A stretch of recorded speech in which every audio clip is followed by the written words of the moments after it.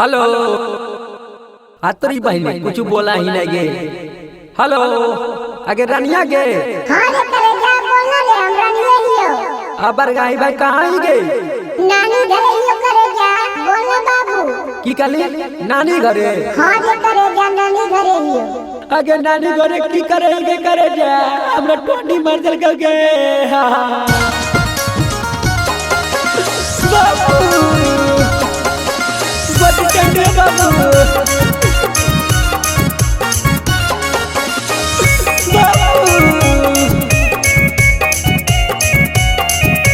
Recording by Rhythm Studio, Bhagalpur. ठंडी में बॉन्डी कम नहीं करे काहे बनल ले दूरी गे। ठंडी में बॉन्डी कम नहीं करे काहे बनल ले दूरी गे। बुझै तन मजबूरी गे एगो चुम्मा के है जरूरी गे। बुझै तन मजबूरी गे एगो चुम्मा के है जरूरी गे। बोली के ऐसन बतिया काहे मारो ही दिल पे छुरी गे। बोली के ऐसन बतिया काहे मारो ही दिल पे छुरी गे। बुझै तन मजबूरी गे एगो चुम्मा के है जरूरी गे। बुझै तन मजबूरी गे एगो चुम्मा के है जरूरी गे।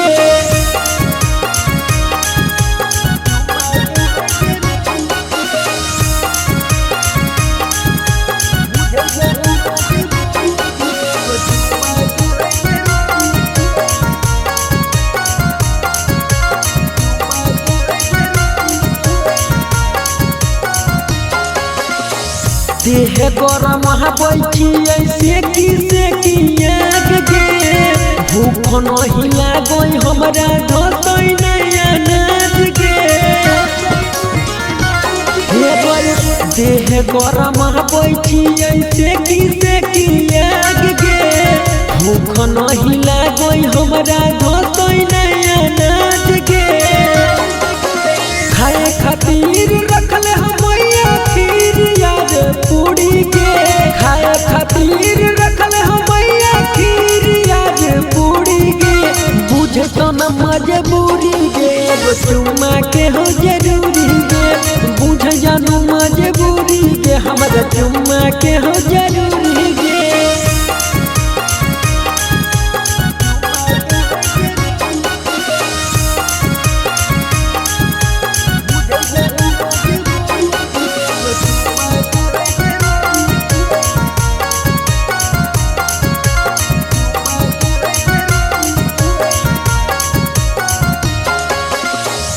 ओठा बात ओठ लड़ते गरम होते सास गे। कर दे एहसान ना त जैतौ हमर जान गे। ओठा बात ओठ लड़ते गरम होते सास गे। कर दे एहसान ना त जैतौ हमर जान गे।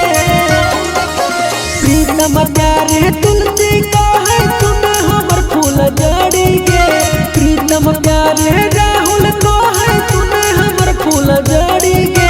बुझे तन मजबूरी गे एगो चुम्मा के हो जरूरी गे। बुझे जन मजबूरी गे एगो पपी के हो जरूरी गे। देना गे जड़ा कट जेते। अच्छा ले ले बाबू।